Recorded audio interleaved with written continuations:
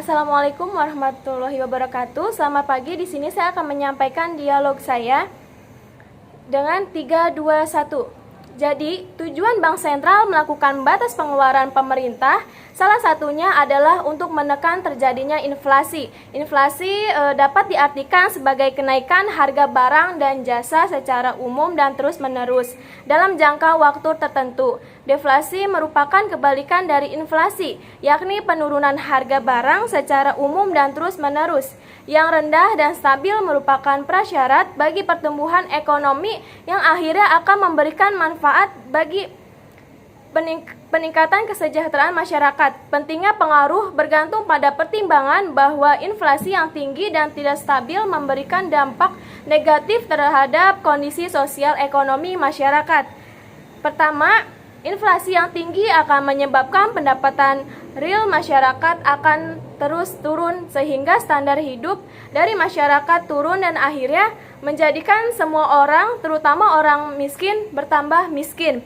Yang kedua, inflasi yang tidak stabil akan menciptakan ketidakpastian bagi pelaku ekonomi dalam mengambil keputusan. Pengalaman empiris menunjukkan bahwa inflasi yang tidak stabil akan membuat keputusan masyarakat dalam melakukan konsumsi, investasi, dan produksi, yang pada akhirnya akan menurunkan pertumbuhan ekonomi.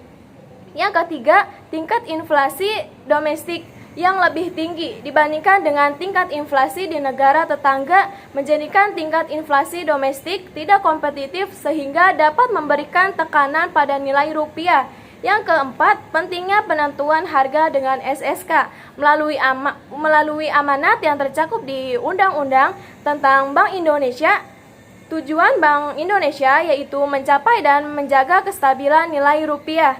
Kestabilan nilai rupiah ini mengandung dua aspek, yaitu kestabilan nilai mata uang terhadap barang dan jasa, serta kestabilan terhadap mata uang negara lain. Aspek pertama pada perkembangan laju inflasi, aspek kedua pada perkembangan nilai tukar rupiah terhadap mata uang negara. Perumusan tujuan tunggal ini untuk memperjelas sasaran batasannya. Dengan demikian, tercapai atau tidaknya tujuan Bank Indonesia kelak akan dapat diukur dengan mudah. Dalam upaya mencapai tujuan, Bank Indonesia menyadari bahwa pertumbuhan ekonomi dan inflasi yang optimal dan mencapai dalam jangka panjang.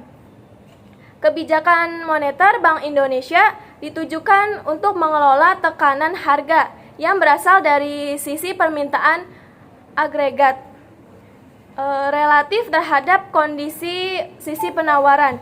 Kebijakan moneter tidak ditujukan untuk merespon kenaikan inflasi yang disebabkan oleh faktor-faktor yang kejutan yang akan hilang dengan sendirinya seiring dengan berjalannya waktu. Dengan demikian, kemampuan Bank Indonesia untuk mengendalikan inflasi relatif terhadap jika terdapat kejutan yang sangat besar, seperti ketika terjadi kenaikan harga BBM pada tahun 2005 dan 2008, sehingga menyebabkan terjadinya inflasi. Pada rapat Dewan Gubernur Bank Indonesia pada 15-16 November 2017 memutuskan untuk mempertahankan BI. Keputusan tersebut konsisten dengan upaya menjaga stabilitas makroekonomi dan stabilitas sistem keuangan, serta tetap mempertimbangkan dinamika perekonomian global maupun domestik. Tingkat suku bunga kebijakan saat ini dipandang memadai untuk menjaga laju inflasi sesuai dengan sasaran dan defisit transaksi berjalan pada level yang sehat. Sementara itu, perekonomian domestik tetap tumbuh dengan struktur yang lebih berimbang.